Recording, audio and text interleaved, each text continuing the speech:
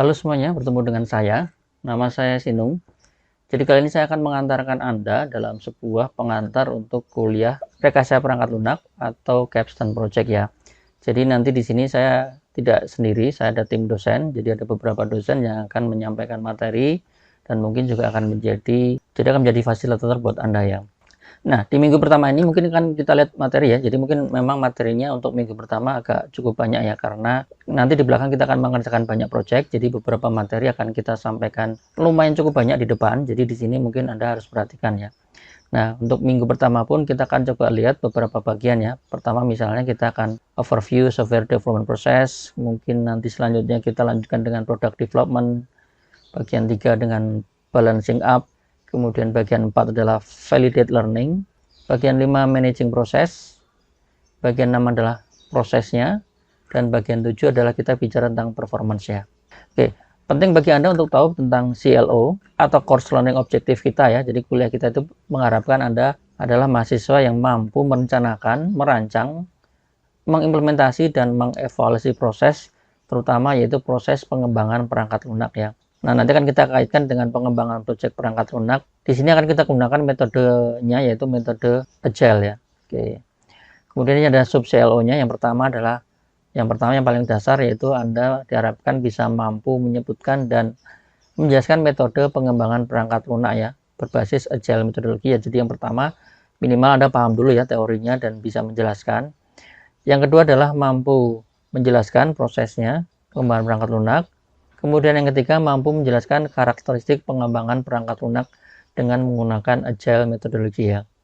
Oke, di sini nanti harapannya selain kita bisa paham teori, Anda juga praktekkan dalam bentuk yang namanya project ya, capstone project. Makanya di sini SKS-nya agak lumayan besar karena kita akan mengerjakan dalam bentuk project ya.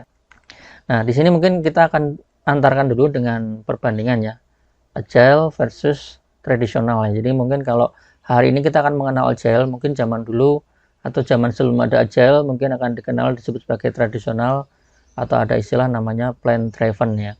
Oke, jadi akhir-akhir ini mungkin akan muncul pengembangan software dengan konsep Agile ya.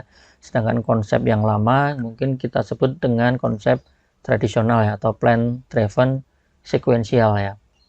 Nah, mungkin bisa Anda lihat dulu dari segi sejarah ya, bahwa pengembangan software itu punya metodologi yang berkembang juga ya. Misalnya dari tahun 50 kita ada code and fix, berkembang tahun 60 ada design, code, test and maintain. Nah, tahun 70 ini agak cukup terkenal, ada istilah waterfall model tahun 70 ya. Ada beberapa dari aspek waterfall model sampai hari ini pun masih kita gunakan. Tahun 80 spiral model, tahun 90-an ada RAD, Rapid Application Development, dan mungkin tahun 2000 ke sini ada istilah Agile method ya. Nah, di sini mungkin kita akan coba sedikit mengcompare, artinya membandingkan, tapi tidak dalam artian bahwa kita pengen melihat, jadi tujuan membandingkan itu tidak pengen memperlihatkan bahwa Agile lebih hebat dibanding tradisional, bukan ya. Tetapi di sini kita akan menggunakan konsep ini untuk paham bahwa Agile ini memang punya pendekatan yang khusus untuk hal-hal yang tertentu ya, dalam konteks-konteks tertentu, bahwa Agile ini lebih cocok ya. Meskipun konsep plan driven bukan berarti akan ditinggalkan, enggak ya, dalam konteks tertentu plan driven pun masih digunakan ya.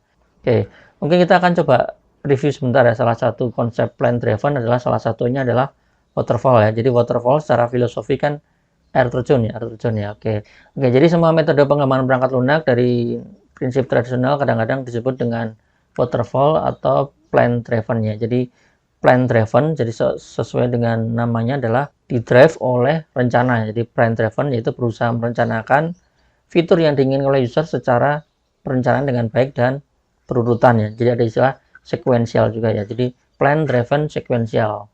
Atau waterfall itu artinya air terjun itu artinya mengalir ya.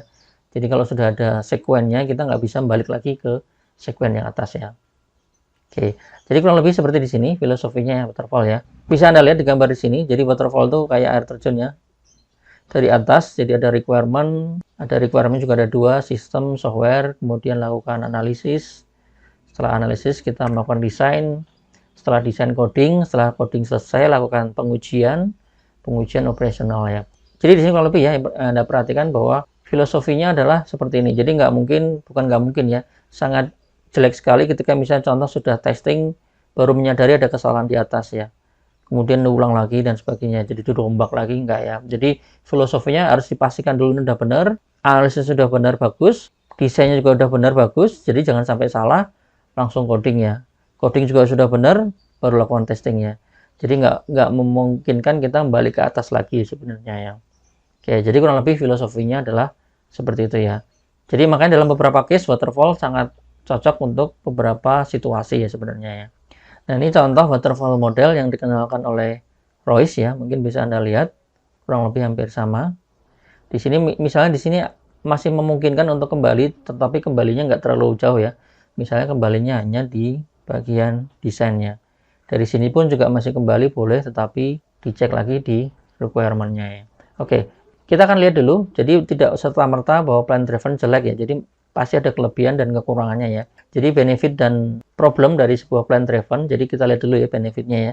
Jadi plan driven ini mungkin akan berfungsi dengan baik jika Anda gunakan untuk pada masalah-masalah atau pada kasus-kasus yang sudah terdefinisi dengan baik, mungkin sudah terprediksi dengan baik, dan mungkin ada kata kunci yang lain, tidak mungkin mengalami perubahan yang signifikan ya. Jadi kalau beberapa case yang kita sudah definisikan dengan baik, nah plan driven ini sangat cocok sekali ya. Problemnya adalah kalau kita kaitkan dalam pengembangan product development ya, product development itu jadi tidak dapat diprediksi ya, terutama di awal ya. Jadi kurang lebih seperti itu. Jadi ada hal-hal tidak terduga yang mungkin terjadi di belakangnya. Kemudian plan driven ini memang memberikan kesan pendekatan yang teratur ya, tertib dan sebagainya, akuntabel dan terukur. Cuma di sini ada istilah bahwa kadang-kadang ini membuat istilah adalah rasa aman yang kurang tepat ya. Jadi memberikan rasa aman tetapi kurang tepat karena kadang-kadang banyak muncul problem yang di belakang sebenarnya ya. Kadang-kadang mungkin tadi saya sampaikan di depan bahwa mungkin kadang-kadang baru sadar ketika sudah testing ya. Ketika testing kita baru menyadari ada desain yang salah. Misal itu contoh ya, sebuah permasalahan yang muncul dari sebuah plan driven ya. Atau bahkan kadang-kadang ketika udah operasional baru menyadari ada something wrong ya, ada yang salah ya. Jadi setelah kita melihat bahwa plan driven ini kurang tepat, jadi ada satu konsep namanya agile ya. Jadi sesuai dengan konteksnya, agile itu adalah konsepnya lincah ya, agile atau tangkas ya. Jadi cara mendekati manajemen project terutama dalam kasus pengembangan perangkat lunak dengan bantu tim dalam menghadapi yang namanya ketidakpastian ya, ketidakpastian dalam pengembangan sebuah produk ya. Oke, dengan caranya simpel, yaitu dengan menggunakan urutan kerja tambahan dan perulangan ya, paling penting di sini ya. Perulangan yang biasa dikenal nanti disebut sebagai sprint ya. Oke, contoh metode agile adalah salah satunya adalah Scrum ya. Jadi kita masuk ke Scrum. Jadi Scrum ini secara dasarnya adalah kita dasarkan pada serangkaian keyakinan yang berbeda, yaitu keyakinan bahwa kita itu bisa mampu memetakan ketidakpastian. Jadi yang tidak pasti itu akhirnya bisa kita petakan dan bisa kita akomodasi ya. Oke, jadi nanti di sini ada prinsip Scrum yang akan kita bahas ya. Jadi yang pertama adalah variation dan ketidakpastian. Yang kedua adalah prediksi dan adaptasi. Yang ketiga pembelajaran yang divalidasi. Yang keempat work in process. Yang kelima adalah kemajuan. Yang terakhir adalah performa ya. Nanti akan kita bahas satu persatu di selanjutnya ya.